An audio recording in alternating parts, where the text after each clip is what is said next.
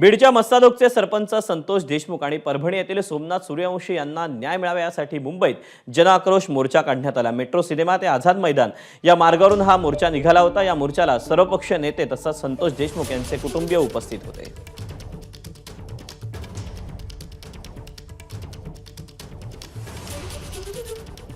धनंजय मुंडे साहेबांनी वाल्मिक कराड माझा आहे म्हणून त्यांचं समर्थन केलं होतं।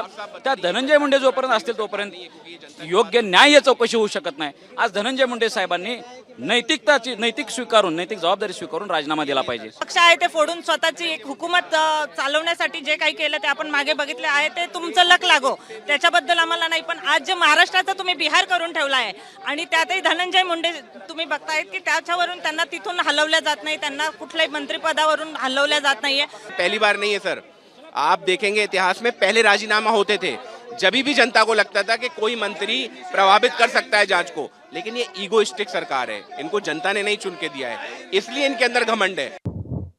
एकदाच जनता काय तो फैसला घेऊन टाकेल, एकदाच जनता काय तो फैसला घेऊन टाकेल। म्हणजे मी वाल्मिक कराड ही विकृती आहे, ती समाजातली एक विकृती आहे आणि ही विकृती ठेचून काढली पाहिजे असं माझं स्पष्ट मत आहे।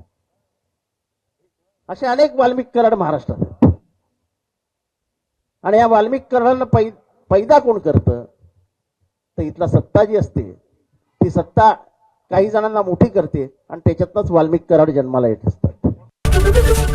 एबीपी माझा, उघडा डोळे बघा नीट।